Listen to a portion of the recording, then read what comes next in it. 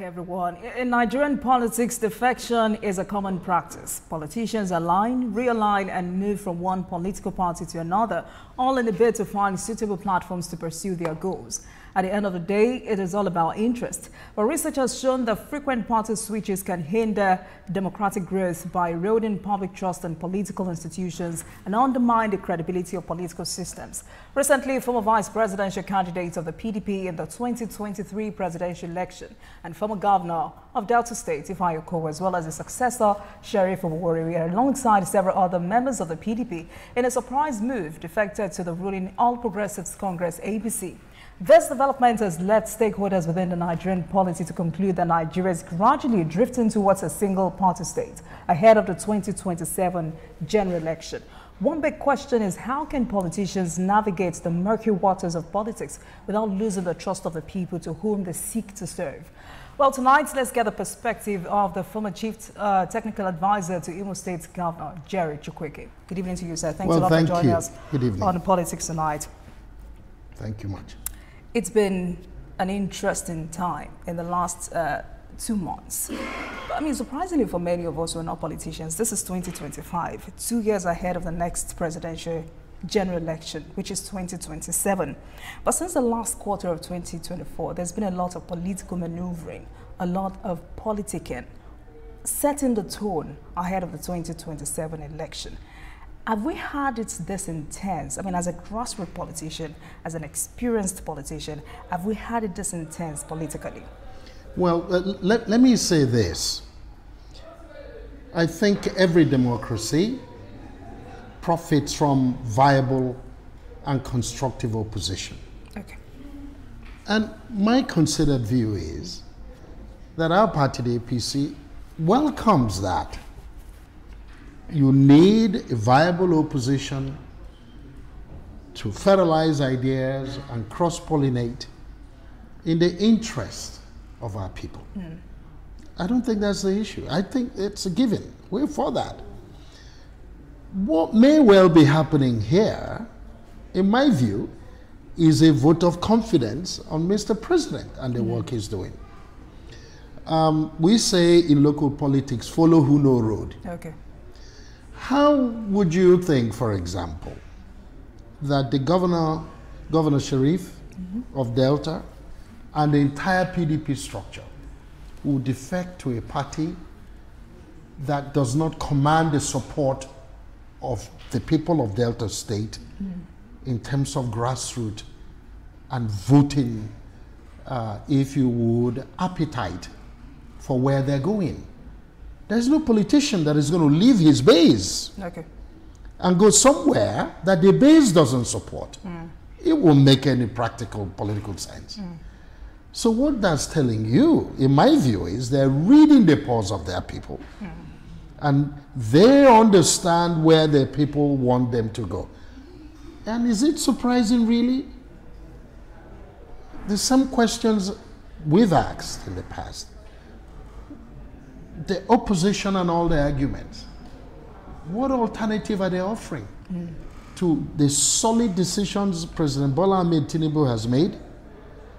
And many of them are bearing fruits now and will bear more fruits in the future.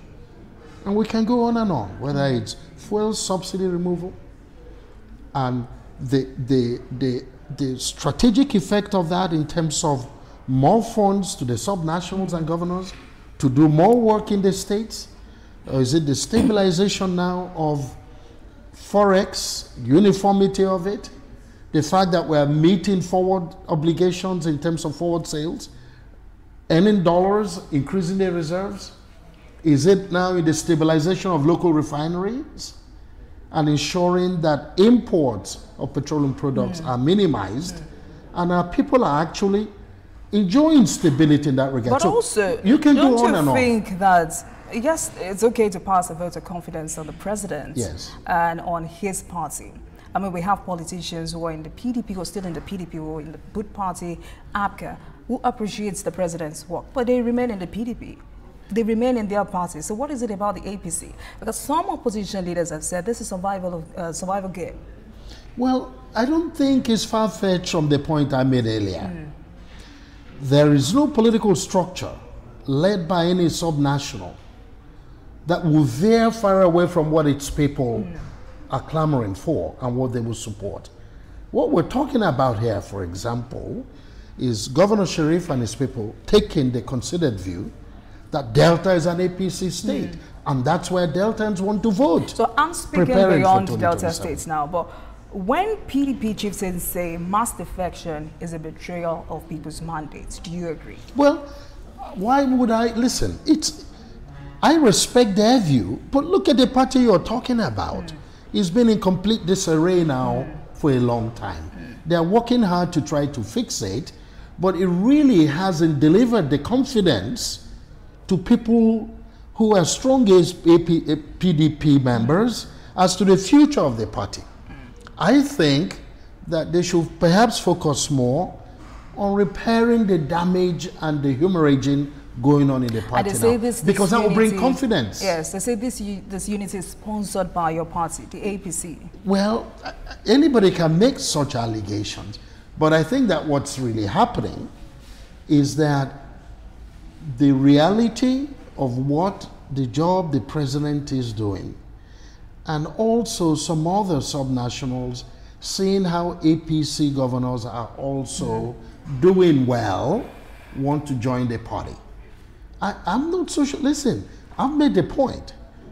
Viable opposition is important, but they got to do their part of it.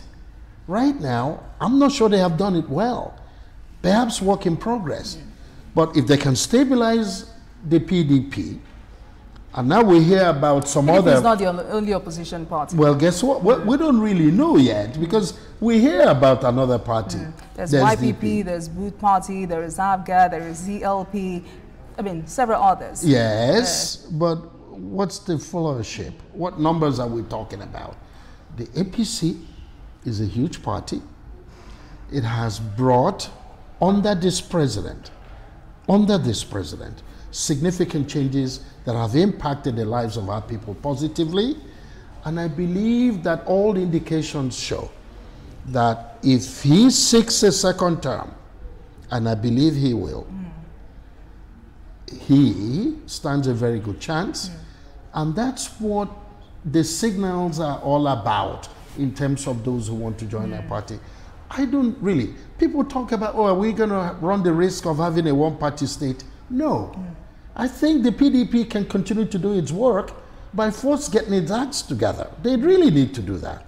They have a lot of homework to do. But in the meantime, those governors and those politicians that want to join the party APC, I think feel confident that that is the future of Nigeria. But what exactly would you say is wrong with the main opposition party, which is the PDP, a party that has boasted that it would rule Nigeria for 60 years?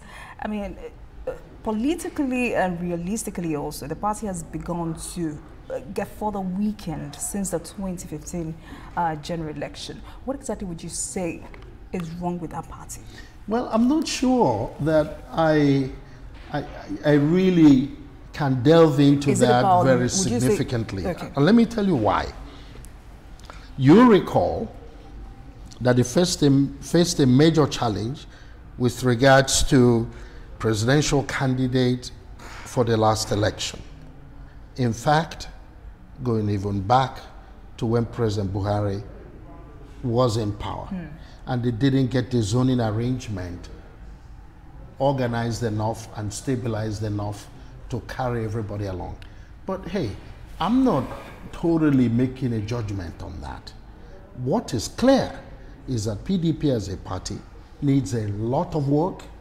They need a lot of home repairs, and they need to make sacrifices to come together to be viable. I think every democracy, such as the delicate one that we're working on in Nigeria, needs a viable opposition, and it will be a good thing.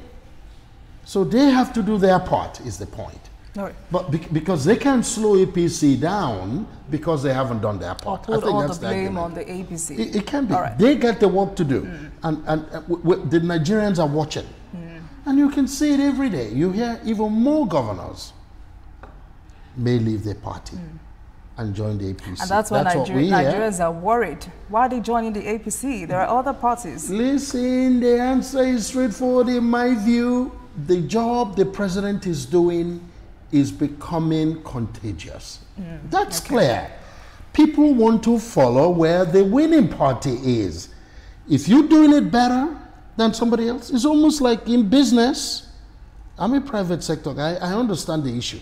If you're doing well in your product and services, you get volume. The same thing. So if you're doing well in politics and you're doing well in government, policies of government that are impacting positively the lives of our people, and they can start to see improvement, measured, yes, but continuous improvement. They'll be pulled to the party. And I think it's the job that is happening. All right. Another question I would like to ask you is, I mean, we understand that politics is about interest, but is the campaign normal in democracies? I mean, as someone who has moved from one party to another, you were with the PDP at another time with ABGA. In fact, you were the vice presidential candidate of ABGA. And now you're with the APC. Is the campaign normal in democracies? Well, let me dimension it a bit. When I was the vice presidential candidate of ABGA, if you go back and look at the numbers, the states in Anambra and in Imo, in Abia, in fact, ABGA in the southeast, voted the APC in majority. Why was that? We can have that conversation. But the point is that what's starting to happen in reality is that we and our democracy is improving, and the leadership we are experiencing today is better and making more progress. Nigerians want to come out of poverty and insecurity. A lot of work is going on in that regard. And I think that's the telling point here. People want stability in government. I take you back to where we were some years back. A huge subsidies, importation, challenge with foreign exchange, production of crude was down. Now it's more than double. So you're saying the success of this administration that's the point I'm making. And that's why the politicians are naturally gravitating towards your party. That's the point I'm making. Also, so it's all economy stupid. Your party has consolidated control over the executive, obviously because it's in power. And now the National Assembly. After Ned Nwoko defected, the number of senators on the platform of the PDP reduced to 33. APC increased to 64. And the figure will jump to 66 when the National Assembly resumes next week, because 2 more senators are defected. Kawu Sumaila and Ned Amaso have not joined the APC. Also, as we speak, Labour Party has 5 senators, SDP has 2, ABGA has 1. It is numbered, or rather rumored, yet unconfirmed, that more than 4 or 5 governors were defected to the APC. Are you bothered about whether or not these politicians trooping into your party really understand the ideology of the APC? Except you're telling me tonight that the APC has no ideology, so I mean it's open to all and sundry. No, I'm not saying that. I'm saying that it is my considered view that the issue is the confidence in this government. I get that. Now, but my question... But here's the point, though. Let me finish. Here's the point. It continues to be really difficult for many top politicians to continue to gamble with the uncertainty and instability of the PDP. Remember, that's a big issue. And I've made the point... It's because it is possible for them to stay back in the party and fix the issues. But guess what? How long has this been on? No matter how long it takes. So but they have a political future. 2027 is almost here. The warm-up is coming. What you're saying tonight is it is not about the people. It is not about the Nigerian people, but personal interest. No, that's not what I'm saying. Okay. I am saying that if PDP cannot get itself together as a party, how can they propagate the interest of Nigerians if they were in government? You have to fix your house first before you can fix anybody else's. That's the onus is on the party to fix its house and show Nigerians that it is indeed stable and mature to handle the difficult affairs that must be handled in the interest of Nigerians. And so long as this drift continues, so long as the instability continues, there's no confidence. People don't have confidence that they'll be in a position to do the job. So what's the alternative? I keep asking. What is the alternative? Put yourself in the position of a key PDP politician saying, we've been on this, it hasn't panned out, there's more confusion every day, and we have the future ahead of us, and we got the constituents and their needs and all of the commitments that have been given them and expectations in terms of the economy, breaking the back of poverty, restoring security. And you're going, if the party is not ready and doesn't seem to be stable enough. When you say the party is not ready, yeah, they're not ready. PDP is not ready. People constitute the party. Yes. Yes, so they should be able to sit back in their parties and fix these issues. But again, is there a chance that, I mean, this PDP crisis remains unabated as a result of political desperation on the part of those entangled? I am not so sure that it really has so much to do with the individual players in terms of politicians. Here's what I mean by that. If you can't get your zoning arrangement together, for example, here we go. It's going to come again. Where would they zone the presidency to? Are we going back to the north? Or is it going to the southeast? Or is it southwest? The jury's out. They won't even agree on it. You can see they build up again to the same confusion because there remains this instability. Instability caused by who? The politicians. Yes, because the key ones are not able to deal with the issue of zoning, for example, establishing clear pathway to leadership and future in terms of a potential government or even a strong opposition.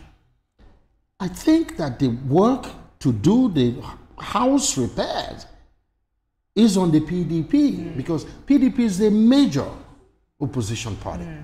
I think they ought to take a deep breath and again, get to work. it's important to say PDP is not the only opposition party. Yeah, we have there several but the other ones are... All of them are in one political leadership chaos or another. Yeah, but guess what? Isn't that interesting? But guess what? They are much smaller parties. I'm talking about the two main political parties. I mean, today Labour Party, you cannot consider Labour Party as a small party. Well, Am I correct? Well, guess what? How many of them are still there? Many of them have left the party. And they've defected to other parties. You know that. I mean, you just give me a look at the number of senators that got and that's why Nigerians are worried because look at the House of Reps. It sounds too good to be true. Mr. Chukwueke, it sounds too good to be true that even the opposition party leaders and governors are already endorsing Mr. President for a second term. Yes. Akwa Ibom governor already declared support for Mr. President. Yes. But also PDP is tilting towards the APC. Yes. Reportedly also Senator Kwakwanso and the entire structure of the NNPP may be going back to the APC. Yes. A senator and two House of Reps members have already gone back to the APC. But I'm interested in what came to your mind when you saw that some opposition members are planning to replay the script that worked for the APC in 2015 in the name of a coalition. Well, listen, I'm not quite sure that even if they do intend to play that it works. That it would work. Yeah, I don't believe it would. Because I think... But it worked for the APC. But guess what? I think what's driving this is that many of these governors and senators are listening to their constituents. That's the key. You want to be a part of where your constituents want to be. Where do your voters want to be? I think you see that major swing to the APC. I'll give you an example. Take a look at a party like ABGA or some other parties. They may vote a governor, but vote differently for Mr. the presidential election for Mr. President. I'm sure you won't be surprised about that. They're talking about... That was why I said the governors could have stayed back in their parties, but still support Mr. President. Yeah, but guess what?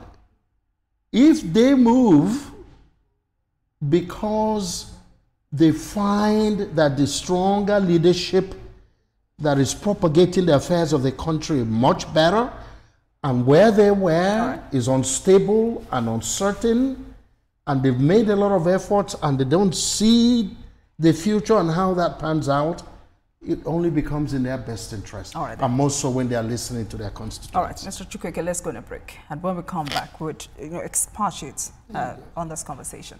Please stay with us, everyone. Welcome back to Politics Tonight, everyone. The Guild of Defection and Party Politics is our focus tonight, and I've been speaking with Mr. Jerry Chukwueke as a former Chief Technical Advisor to Imo State Governor. Thank you so much for staying with us on the program. Thank you. You know, now that the PDP governors have said we will not be a part of any coalition, do you see the former Vice President of the country, Atiku, remaining in the party? I mean, this is someone who is spearheading a coalition. Do you see him remaining in the PDP? Well, the question is, and this is one he has to answer, is he going to seek the presidency? And if he's going to seek the presidency, then you now ask the follow-up question. Is Nigeria ready to return power to the north? And what about the zoning that is being talked about? You remember, you still have the southeast, and then the south-south also clamoring for leadership interests. So, and I want to be clear how my mind is working and what I'm trying to communicate. I think PDP needs to get its house in order. I get that. That's really what's creating this opportunity that clearly wouldn't have been as big if they were stable and viable and bring confidence to their members. Okay. That's a key issue. And that work has to be done, and politicians who belong to the PDP have to really make some important sacrifices and decisions. Meeting coming up in August, so we'll see the outcome of that. But my question, you didn't answer my question. Yes. Is it best, you're an APC chieftain, is it best for the APC if Atiku remains in the PDP? And I ask because truly one of the reasons he has not achieved that lifetime goal, which is to become the president of this great country, is because he's still within the PDP, where practically every leader wants to become president. Perhaps if he moves to another party or some other parties, which you have described as smaller parties, with his entire structure, he may be able to win that election, except you're saying he doesn't have the structure and what it takes to win a presidential election. Well, let me say this. I don't think the issue is where Alhaji Atiku Abubakar goes in terms of 2027. What is abundantly clear is Nigerians are feeling better about their future. That's what's driving this, in my view. Nigerians are feeling better. We went through some shock times when the pains were severe. But you see us now getting over it gradually. And people are seeing that there's a method to this madness. That's the issue. And unless Alhaji Atiku Abubakar or anybody else who wants to run can start to tell us and engage Nigerians on what they would do differently. Nigerians want to have the conversation. What are they going to do differently in terms of the economy? Subsidy, foreign exchange, stabilization, forward sales of crude, and those payments that are due, the reserves, crude oil production. What about infrastructure? I listened carefully to Mr. President Bola Ahmed Tinubu when he went to Imo State a few months ago. He says, listen, I understand the challenge of the Southeast. We need to get standard gauge rail lines connecting to the national network, and we need to get natural gas pipeline, and I'm going to sign up and pursue it and open up the Southeast, because if the Southeast has power and ease of logistics, the economy opens up and our people are empowered. Those are the conversations we need to have. And we're not hearing it from PDP or quote-unquote the opposition or whatever composition that they come up with. Let's have a conversation. That's what's going to drive who wins and who Nigerians want to follow. Nigerians want their views. Let's hear the conversation. What would they do differently from what Mr. President is doing? So I pivot back to the point I'm making. Mr. President and the policies he embarked upon were tough, but we're starting to see the results. People are feeling more and more comfortable every day, and that is driving this process, particularly in the absence. In the absence, what you're seeing. No, why is this so? So I got news for you. You're not going to have everybody agreeing even to the obvious. Is it not true that today Nigeria is producing some 1.6 million barrels of crude a day, as opposed to 750? As opposed to 750 only a few years ago? Is it not true that today the states and the subnationals have over 3 times the allocation from FARC and are able to do more work? But I just are asking what the governors are doing with the monies. So, well, listen, the point is that these opportunities were not there before. Look at even our credit rating has gone up with Fitch. Our people, and look what Mr. President is doing, encouraging local oil companies to acquire assets of the IOCs, international oil companies, have been laying dormant onshore, encouraging more production and refining of products, encouraging Dangote. There's a lot going on. What we need to be talking about in terms of opposition is not just opposition for the sake of it. It is, let's have the alternative viewpoints. What would they do differently? And let Nigerians make that call. So far, that debate is not happening because they don't have those answers. And people are following where they are more comfortable and more confident that their future is better off. Right, so I want to take you up on other matters, but quickly, do you agree that no opposition party can go against the APC in 2027 without a coalition? Well, I go back again to what I keep talking about. Which is? I don't think that the challenge is the structure, the issue of a coalition or some sort of a merger or whatever. I think now we need ideas. If they have ideas better than what Mr. President is propagating and effecting on the ground, and Nigerians are starting to feel better, let's have that. You said that. That's the point I'm making. Yes, so this is a yes or no question. No, I'm not sure that is a yes or no question. The answer to it is they need to quit the idea of who is going to be president and who is going to be the candidate and which party they're running into to get a platform to contest, and start to tell us why they actually want to contest and what they're going to do differently from what's happening now in terms of how that betters the lives of Nigerians. That's what Nigerians want to hear. And if they can do that successfully, believe me, Nigerians will start to listen to them and get attracted to what options. So you do not see a situation where these men would be able to, display a genuine commitment to putting the nation's needs above their own personal political aspirations? Well, guess what? Can they do it better than Mr. President is doing currently? And if they can, let's hear the conversation. We're not hearing it. All right. So the onus is on them.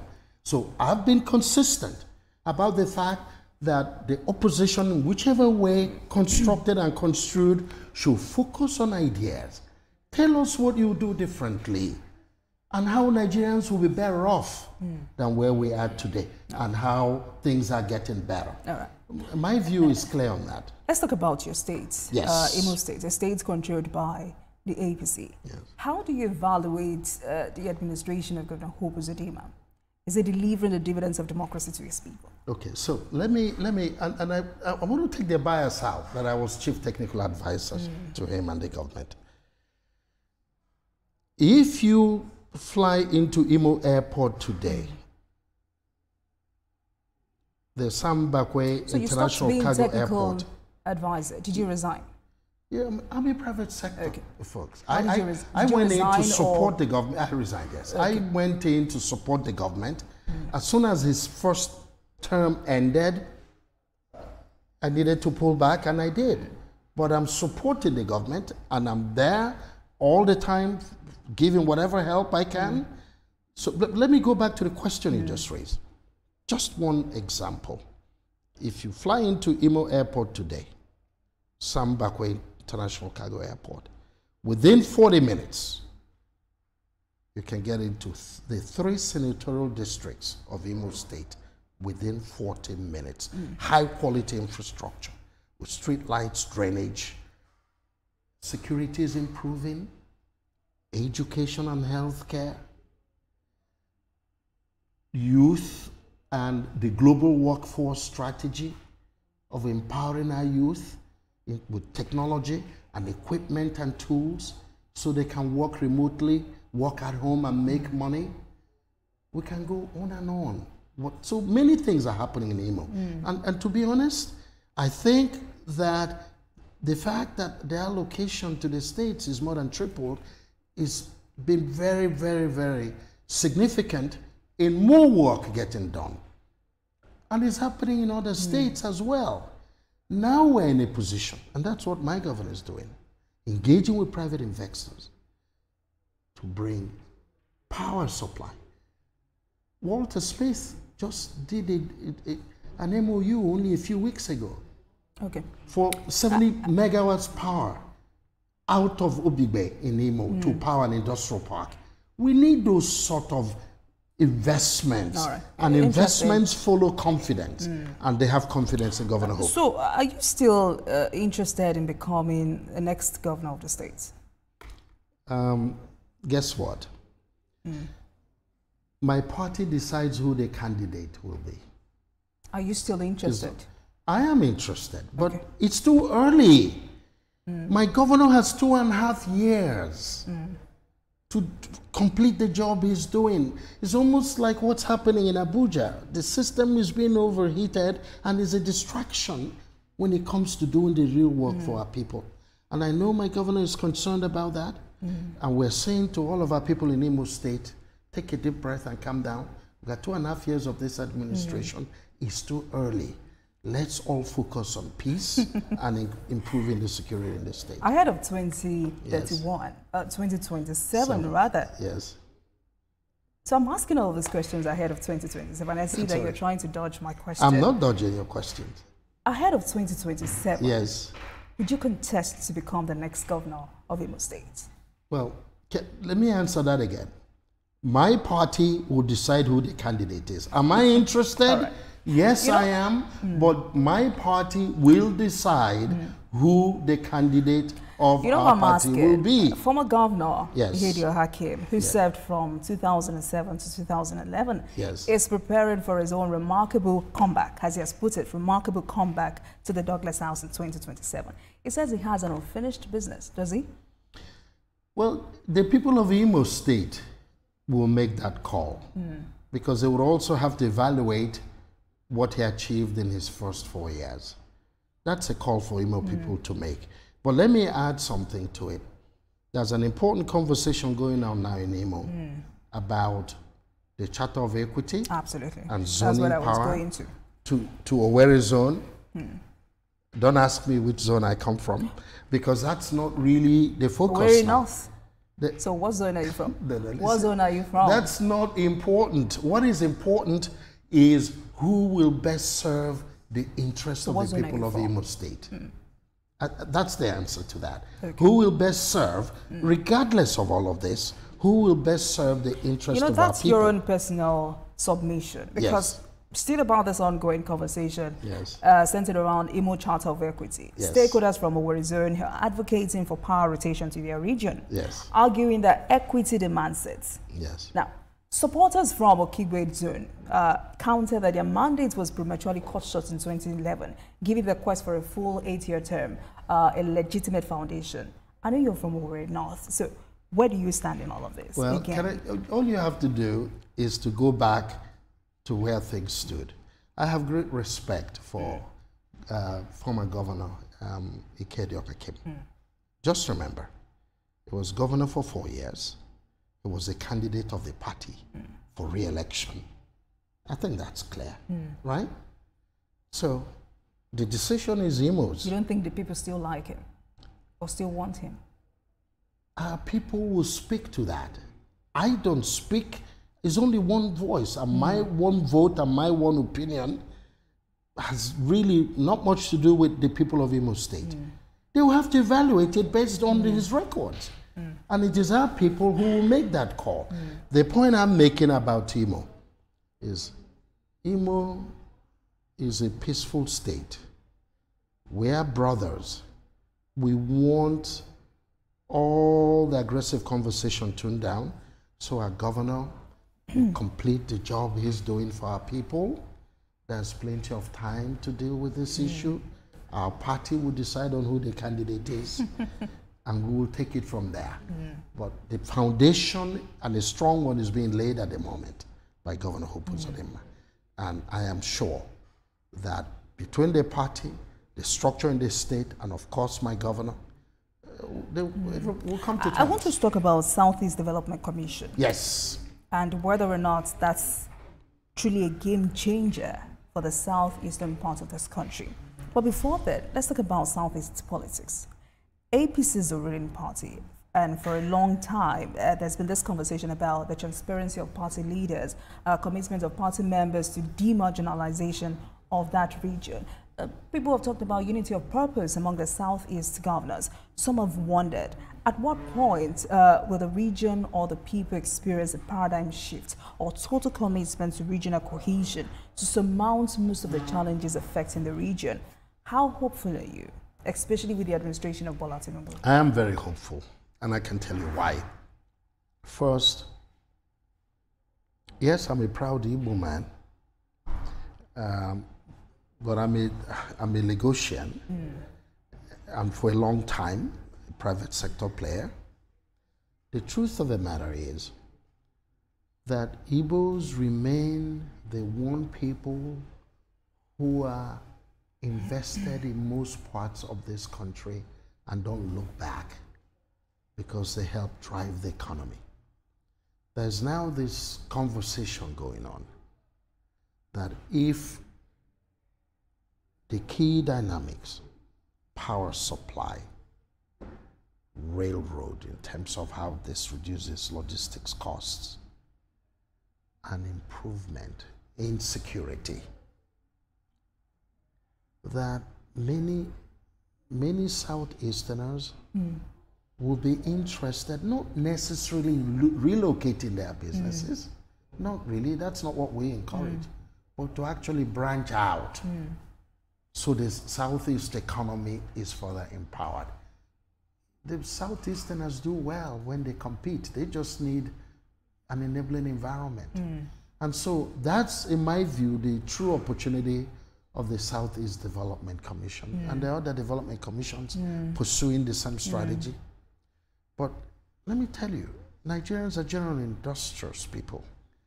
They just want the opportunity to work. In the Southeast, power supply, infrastructure, in terms of rail lines to reduce the cost of logistics, quality roads, improvement on security, and there's a focus on that now.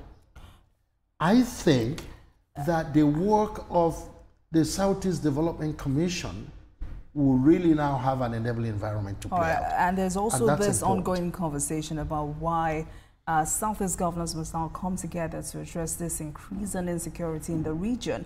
I mean, you would agree with me that the activities of these non-state actors are self-inflicted, and many stakeholders, concerned stakeholders like yourself in the Southeast, are of the view that the governors lack effective leadership in tackling insecurity in the zone. I mean, they believe that if the governors come together or were serious enough, they would have found a lasting solution to this worsening insecurity in the Southeast. I want to get your understanding of the security situation in the Southeast. Yes, so my view is that the answer largely is economic empowerment.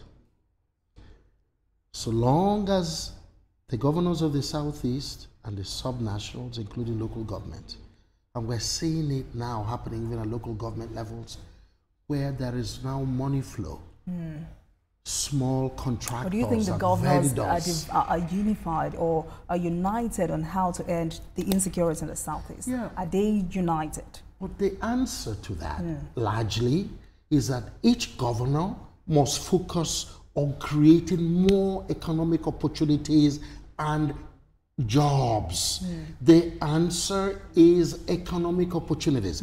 If you focus on it, our people have less time for criminality because when they are empowered, yes, criminality would be a thing of the past. That's what you're saying.